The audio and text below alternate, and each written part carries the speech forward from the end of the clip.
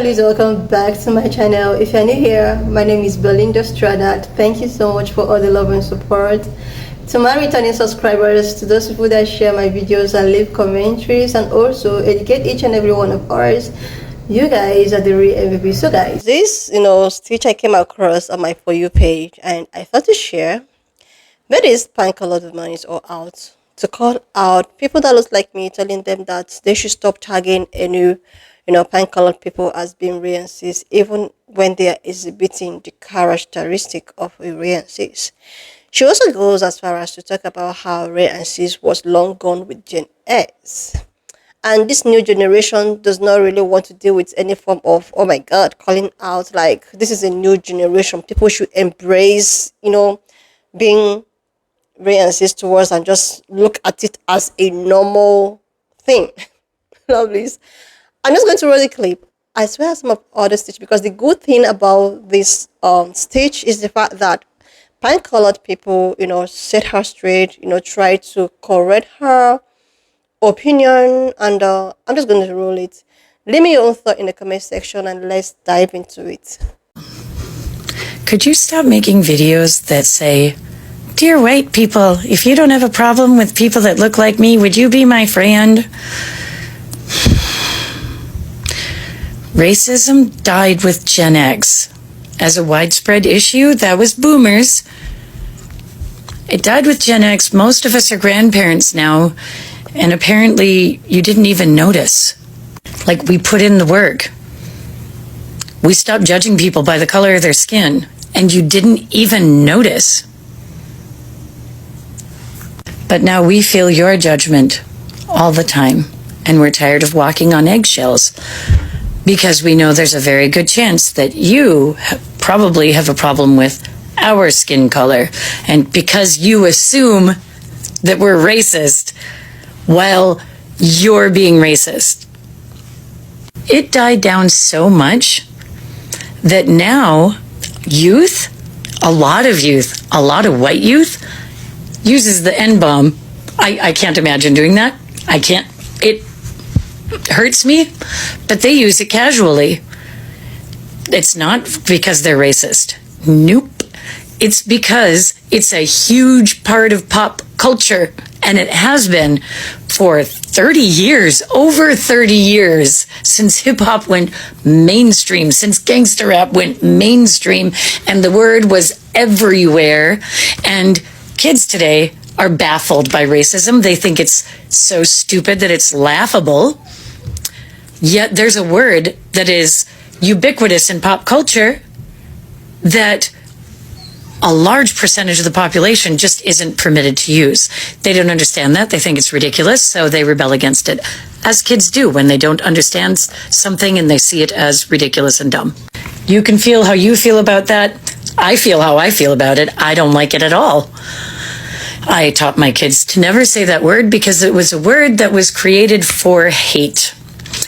But the word has changed, I guess. I can't change the way I view it, but for them it's changed. Dear black people, oh, I love you. I love your culture. I love your swagger. I love your hair. I love how you can speak with roundness while I speak in squares and triangles. But I also love my culture, and I love my hair, and I love my skin, and I love your skin, and I love our differences and our commonalities. And it's time to heal. If you don't focus on healing how you view white people and then how you view yourselves in relation to white people, because the superiority complex only ever masks an inferiority complex, then we're going to be doing a civil rights movement for white people in like 20, 30 years. And I know some of you would like that. But that just says that you're the racist now because white people aren't the racists anymore.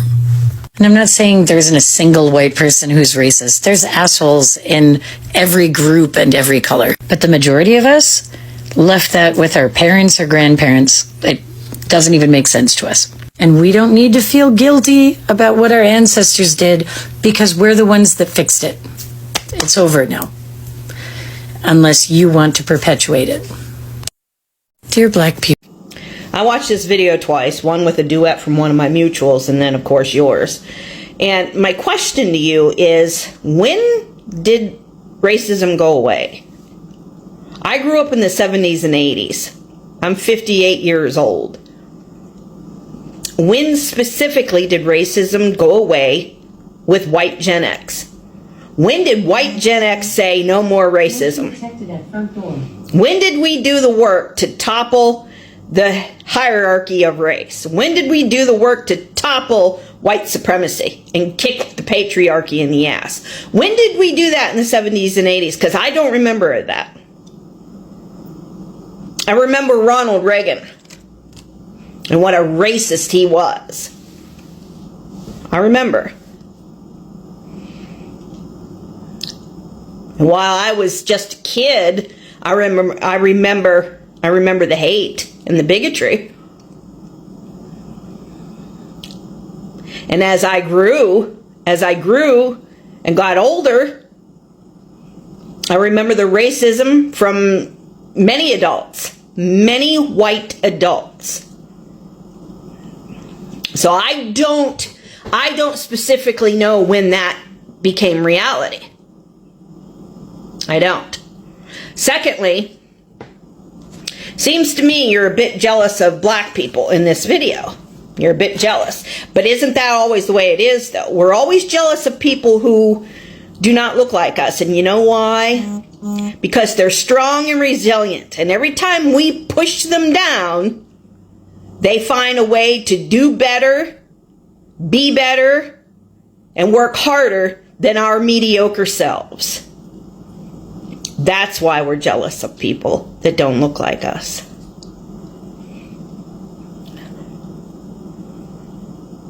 Because most white people live a mediocre life. That's it.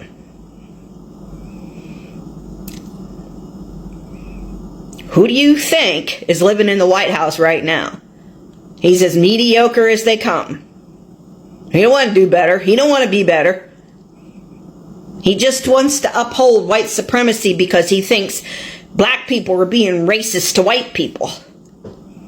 And it's just not possible. There's no hierarchy here. Black people cannot be racist to white people. It's just not possible. We're the one that built the hierarchy. And we are the ones that are still benefiting from it.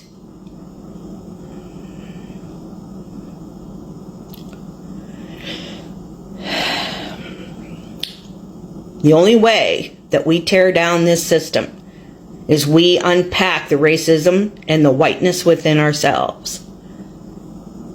Because that's the only way racism is going to go. It's going to be squashed, is if we do the work. It's not up to black people to do the work. It's not their job. It's our job. You went on to say in this video that it's time to heal. It's time for white people to heal. Your whole video was gaslighting black people as if all the racism is their fault. It's not. It's our fault. It's our doings.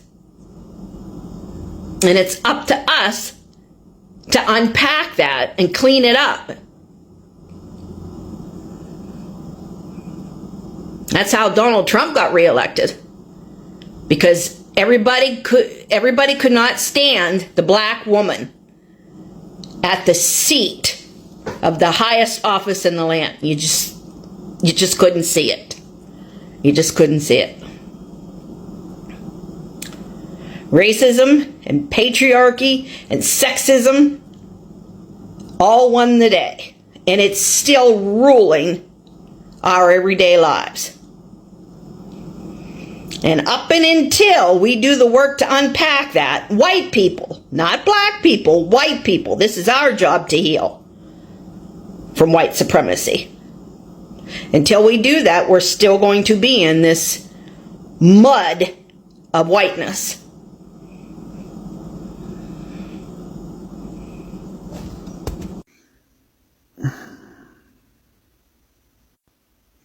Devil above and below, give me strength in this endeavor. Let's talk about it. Obviously, I'm talking about the white woman talking.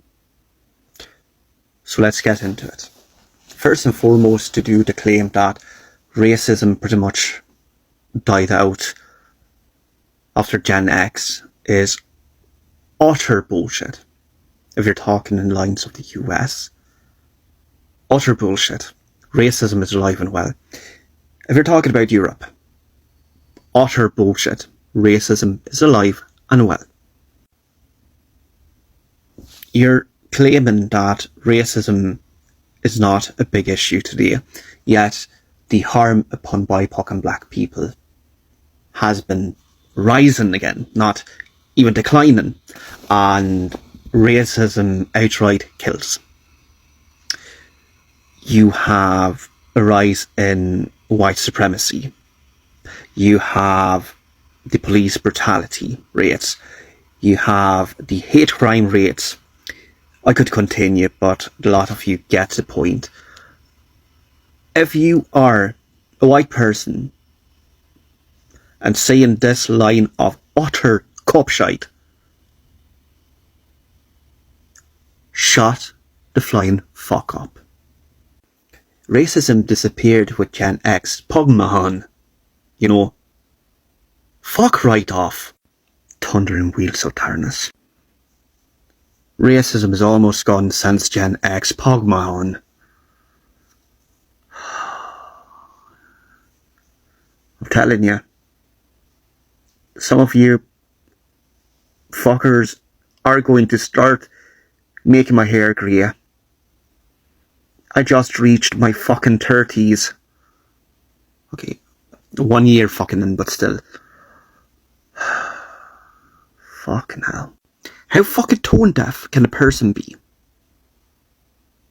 Like, you have to be fucking blind.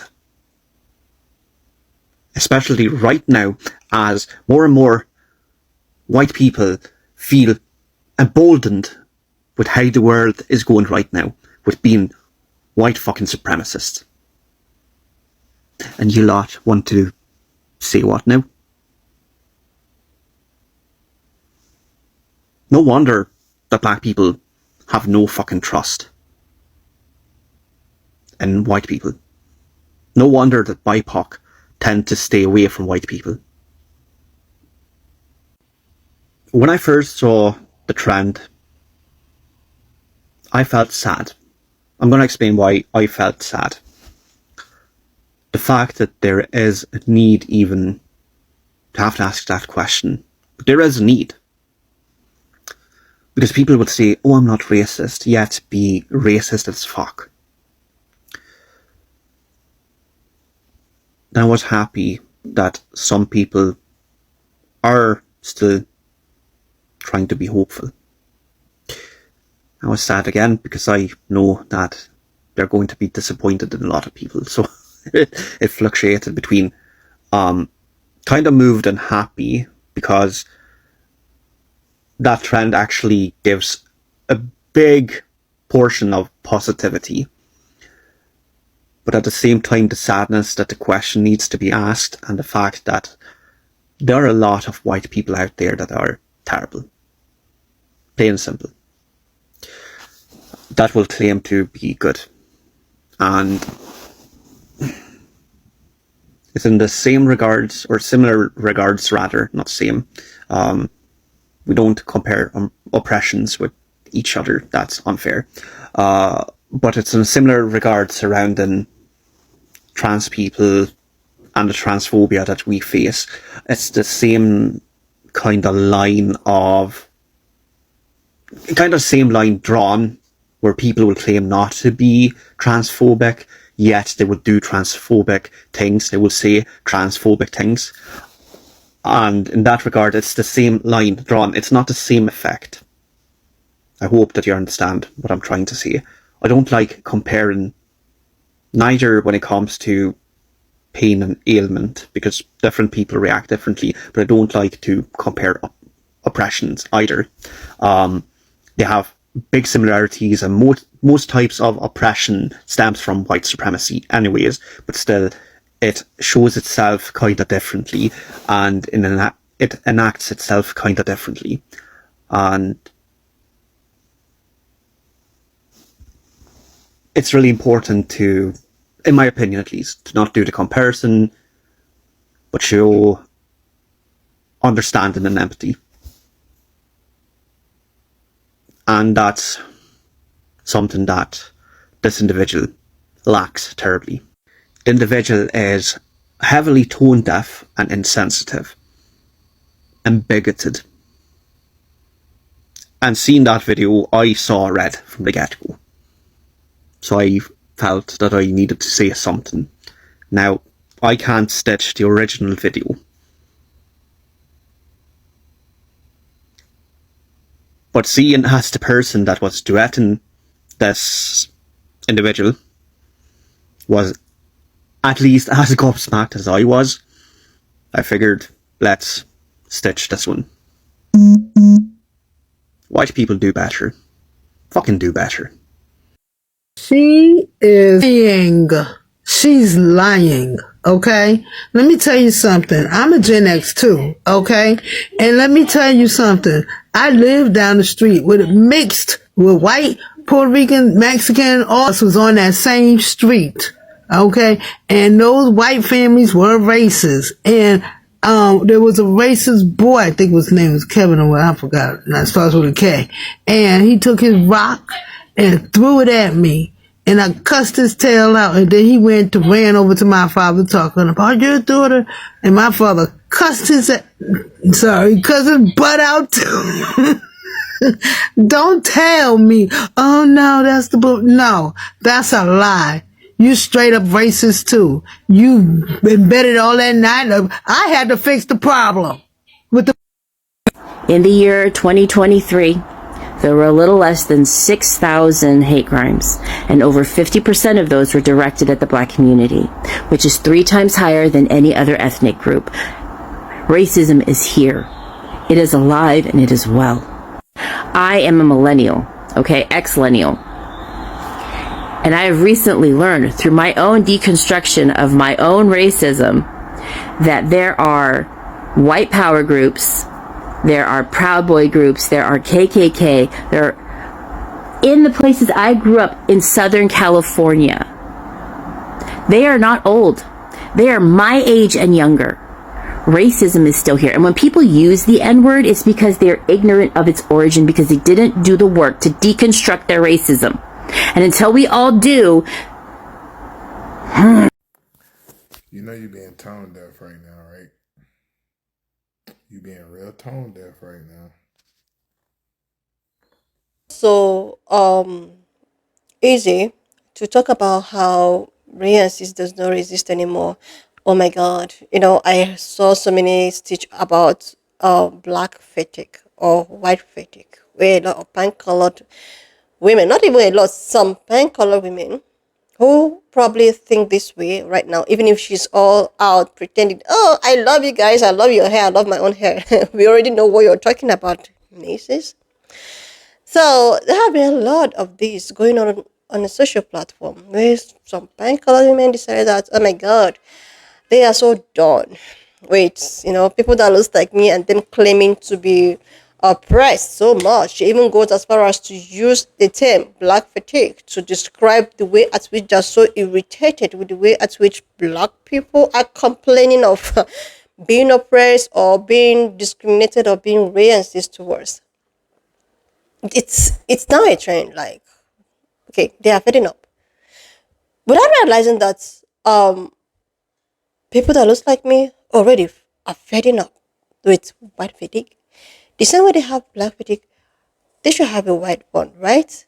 Because it actually takes two to tango. You won't keep on, smacking a little person on his or her without expecting this person to cry. You wouldn't, keep on doing something that's that keep making someone to complain and without expecting this person to complain. It takes two to tango. If you're not being racist, Nobody's going to call you racist. I have seen so many pan-colored people that even I personally get along with. They are so good. They are like, they call it out the way it is. I have seen so many of their stitches also on the social platform.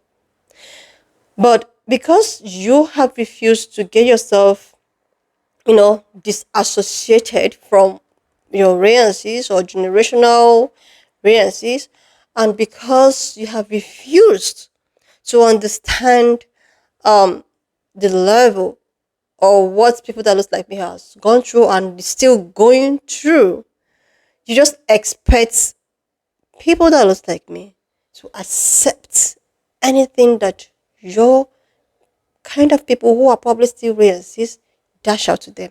So you expect people that look like me to just accept it when someone is being cruel and racist towards them. Okay, that is when you now know that people that look like me are being reasonable, right? You just want someone to give you a go ahead to continue being the kind of person that you are. And the way she came out, like, oh my god, nobody is saying that you shouldn't love yourself, you shouldn't whatsoever, or love your hair or whatsoever, love your skin. But why doing that? Do not make any other person feel that, oh, you are the deal and this other person is not. Or maybe give you the right to be so racist with someone else. You know? Somebody wouldn't call you a racist if you're not behaving as such. Nobody goes around calling somebody racist. Nobody goes. But when you display such character, I think that is when you are going to be called out. Most of these bank-colored women that comes out to spill things like this, they are the kind of people that don't want to be called out even when they know they are doing the wrong thing. And I have so much respect for some group of pine-colored people and women, men, who is out to talk about how, okay, we are done. We don't want to be like our grandparents. We just want to learn how to coexist. We want to understand these people. And now she is talking about how Gen X was the end of Renaissance. Meanwhile, it's still alive till date. It's still here with me and you. Not quite long. A pan-colored woman usually do use a racial law on a 5-year. So what are you telling me? What are you telling me? You're just so upset that they call you out anytime you exhibit that. You just want to keep on being racist and getting away with it. And because you're not getting it your own way, you are upset. You are upset. Anyway, lovelies, why not just leave me your own thoughts in the comment section of what you think? You think racism does not really exist anymore? Or do you think it's still here, even if we're still managing it? Leave it in the comment section, and I will see you, lovelies, when I upload the next one.